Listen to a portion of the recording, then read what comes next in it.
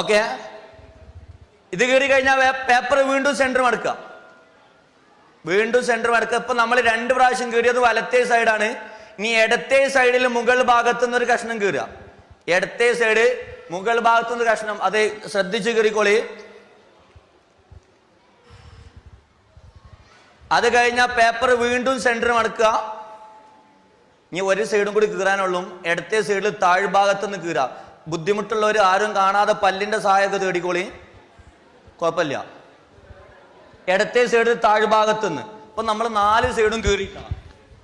4 സൈഡും കീറിയില്ലേ? ഒന്നുകൂടെ മടക്കിയിട്ട് കീറാൻ പറഞ്ഞാൽ ചിലപ്പോൾ നിങ്ങൾ ഇങ്ങനെ തല്ലും, ഉറപ്പാണ്. അതുകൊണ്ട് ഞാൻ പറയുന്നില്ല, പേപ്പർ നിർത്തിക്കോളി. നിർത്തിയിട്ട് ആ പേപ്പർ ഒന്ന് പൊക്കി പിടിച്ചാണ് എല്ലാവരും. പൊക്കി പിടിക്കുക, നേരത്തെ പൊക്കിക്കോളി. പൊക്കട്ടെ താഴ്ത്തെരുത്തിട്ടാ. ഇനി എല്ലാവരും